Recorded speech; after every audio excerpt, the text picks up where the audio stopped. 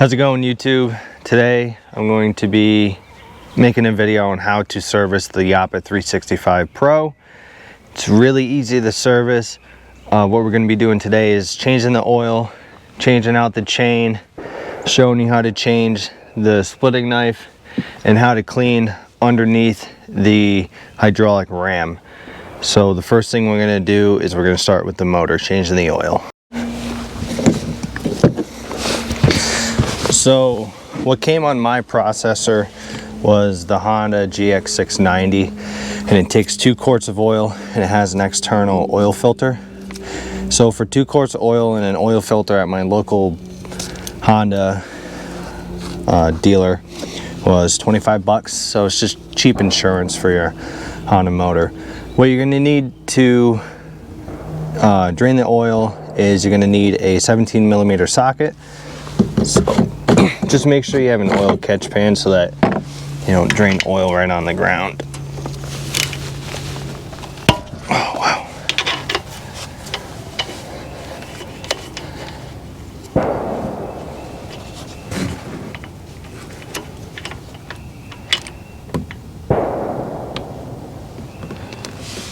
And now, so this motor has a copper washer. I don't know if you can see that, but just make sure that you don't lose this copper washer for when you put the oil back in. So we're gonna let this drain out, and then the oil filter is on the back side of the motor. And I don't know if doesn't look like a drain pan for it, so it's gonna be kind of a pain to get to and not spill oil everywhere. This motor actually has 2 oil drain plugs, one on the other side. And I think what you're supposed to do is mount the motor the other way so you can get to the drain plug and the oil filter. But with how they have it positioned here with the pump and the exhaust, just wasn't possible, but it's not a big deal.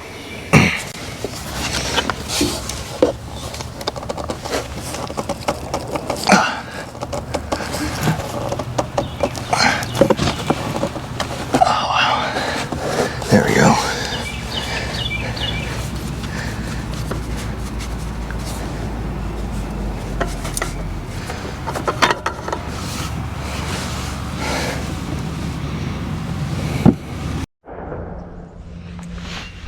Okay, now that I've got the oil filter out, put the new one on.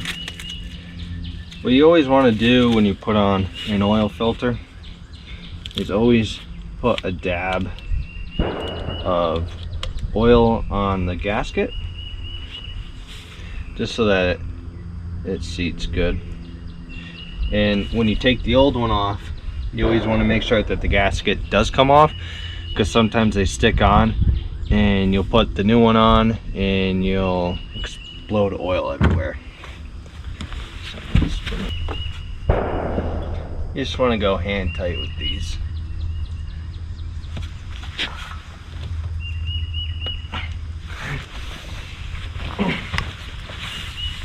So we got the drain plug on, the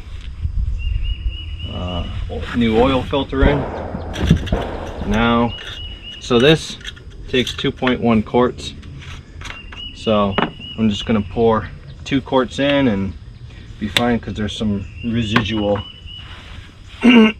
oil in there still. Oh yeah, we're good. Okay. So now what we're gonna do is we're going to move on to changing the chain. So what you'll need to change out the chain is some kind of 4mm Allen, whether it's just a regular Allen wrench or a socket Allen wrench like this one.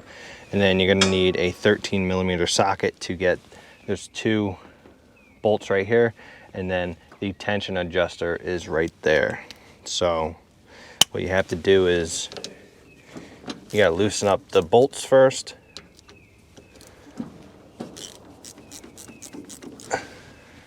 Then once those are loose,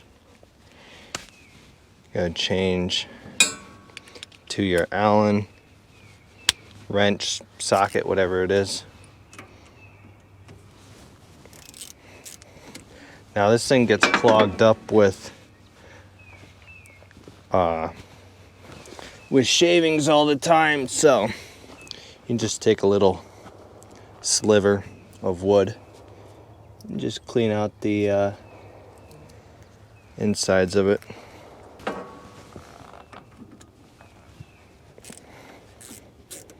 So once you get that clean out, you just gotta loosen this up. And then you can just hand thread the bolts out.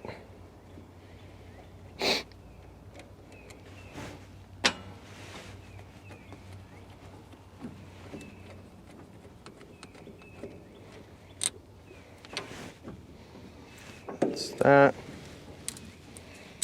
Now what I do is when I take the chain off, I flip it over and I'll put it like up there or something, so I know when it goes back on, it just goes like that.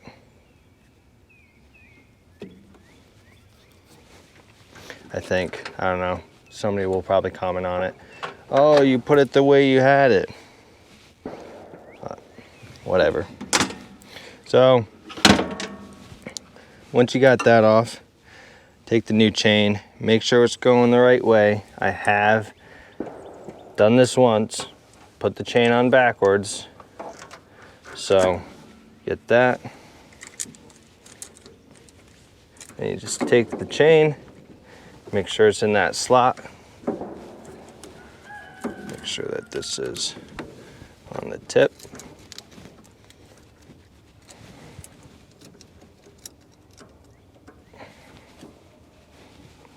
Then take your nut, or take your bolt actually, thread that back in, take your other one. Now when you guys put the bar back on and the chain back on, you have to make sure that it sits in, there's like a little nub on the face of that motor. And you just want to make sure that the bar is sitting in the right spot so you can actually adjust the chain tensioner. And you'll know right away if it's not sitting in that bar or not. So we'll just tighten this up. I haven't quite figured out how tight I like them. I've noticed that when they're loose, they tend to catch more on the wood, while when it's tighter, it seems to power through better. So I like them a little bit on the tight side. So just nice slap to it. Go back to the... Now, you don't have to go crazy with these because you do. I changed chains quite a lot because I cannot stand a dull chain. That's why I sharpen my chain stars that we fill up. So now what we're gonna do is we're gonna put some oil in it. So take that off there. Oh, damn it. Kind of leave that. Let's take this rubber piece, pull that off. Take the oil out. And then, so I use the county line stuff. You can get it on sale for $5 a gallon when it's cheap.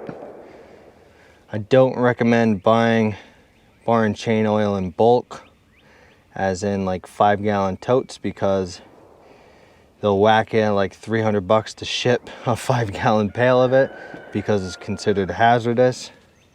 So just go to Tractor Supply and just stack up on it. So that's that. Set this back in here. This back on.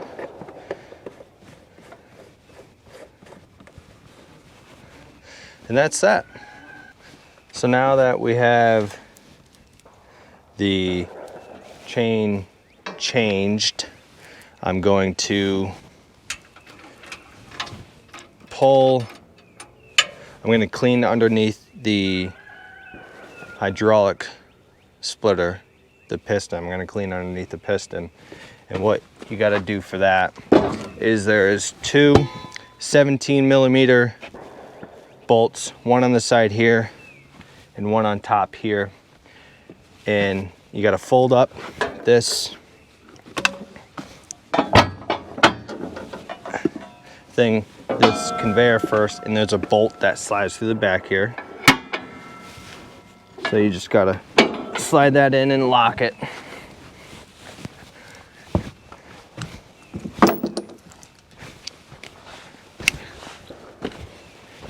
Then you're good to go. You can take these off now. So now, this whole table, when you pull up on this whole table top thing will lift right up like that. Now what you want to do is there's a pin, I don't know if you can see or not, right here. So you just want to take that, pull it out. Oh man. Take it out, lock it in, and boom. Now you have full access to everything underneath here. So I'll kind of show you what's going on here. See, as you can see, what happens is stuff gets built up behind here, and you'll have problems with the piston coming back slow because it gets stuck underneath here and it drags it through. And one little problem I had is the bolt underneath this. So this is a slack, or the stop adjuster. So what happens is you push this. So that's in the stop position there. So what happens is when you pull this lever forward to engage it, see here, this one back here, this all works. So you push that forward to engage it, that pushes this back. Now this ram will start coming forward, and where is it? This piece here will come forward and it hits this, and now that makes the piston come back. So when it comes back here, pushes this back in the forward position, so when it comes back all the way, it comes back to here, and that's what stops it. And it's a lot for this video, but that's kind of how it works. So this is where you can change and add hydraulic oil. So this is a little vent and a fill cap, and this is where you can check out how your hydraulic oil is looking, what the temperature is, and how full it is. So what I'm going to do now is I'm going to turn the splitter on, and then I'm going to move the ram all the way forward and then shut it off. Now that we've got the ram forward, we can just kind of start picking away at this.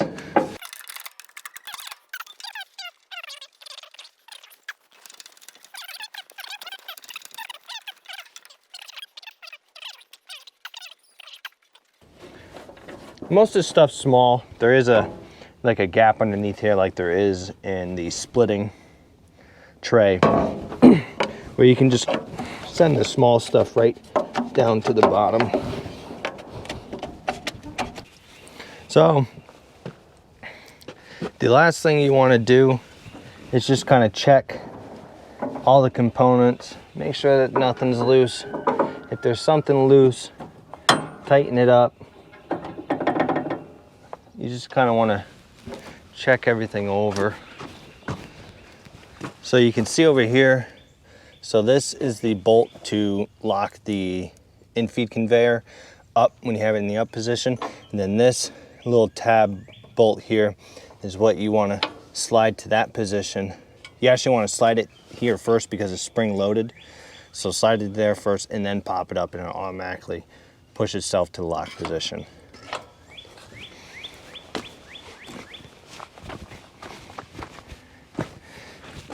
So now we're gonna change out the splitting wedge. So all you do, pull this pin out, pull this lock pin, put that cotter pin back in, flip the length adjuster up. What you do is pull up with it, and once you get it to here, you spin it 90 and it comes right out. And then when you want to put it in, come in 90 there, get it perfect, drop it into place, put that back down, and then you just slide this pin, and then a little tricky one-handed, slide that in, and you're good to go. So that's pretty much how to service this. It's not a full service. I didn't do anything with the hydraulics, but I just did the basics, like changing the oil, changing out the chain, you know, cleaning out the underneath, and then changing the splitting wedge and filling up the bar and chain oil. It's really easy to work on or to service.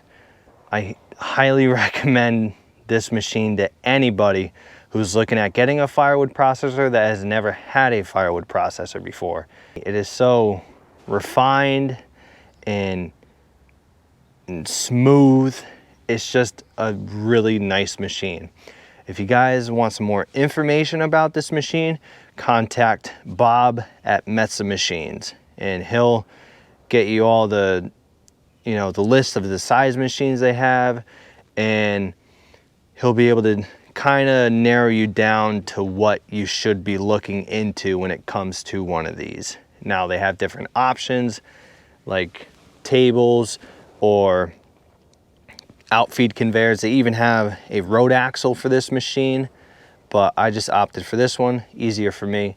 But if you guys need more information, call Metza Machines and they'll hook you up with it.